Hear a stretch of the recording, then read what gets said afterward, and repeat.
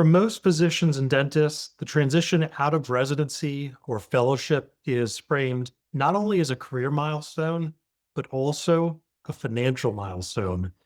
You go from earning a resident salary, modest is a polite way to put it, to earning what most would consider as being a high income. So naturally, the focus becomes, how do I catch up financially? I'm Josh Friedlander with Ariscard, and this is something that we see come up often during the transition year for many of the doctors we work with. And what's interesting is that the real change during this period isn't just income, it's structure. During training, your financial life is constrained, your income is fixed, your time is limited, and most financial decisions are either simplified or deferred. There's not much room for variation either. And in a way, it creates simplicity and some clarity for part of your career. After training, that constraint, though, disappears. And what replaces it is choice. You now have more income, but you also have more decisions happening at the same time. How should that income be allocated? What happens with your student loans? How does your contract influence your future? What risks do you now need to protect? And what makes this period challenging isn't just the number of decisions, it's the timing. Many of these decisions all show up within a relatively short window, and they don't operate independently either. A decision about your student loans can influence your tax strategy. Your tax strategy, it affects your cash flow. Your cash flow shapes your financial and lifestyle decisions. And those decisions in turn, they'll influence how much flexibility you have later in life as well. So while it's tempting to approach each area individually, what tends to matter more over time is how they all fit together. There's another layer that also gets often overlooked.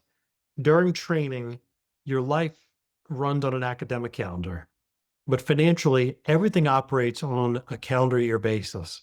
So in your transition year, you may have several months of lower income, possibly a gap between roles, and then a meaningful increase in income later that same year. So that creates a period where your financial picture, it's uneven, and that can introduce both complexity and planning opportunities that don't exist for future years. Because of all of this, the goal during the transition year isn't really to catch up as quickly as possible. It's to start setting direction. The pattern that gets established in the first year around spending, saving, and decision making, they often persist, not because they're permanent, but because they become the default. And once a structure's in place, it is much harder to unwind than it is to build thoughtfully from the beginning. Old habits die hard, right? The fact is that that doesn't mean everything needs to be decided immediately. And in fact, trying to solve everything all at once often leads to reactive decisions. But having a clear view of what's challenging and how those changes connect can make it much easier to move through this period with intention. We've put together a series of videos that walk through these different decisions, things like student loans, taxes, contracts, and how they begin to connect during this transition period for you. If you're going through this now, approaching it soon, or know someone that is, those may be helpful to work through over time.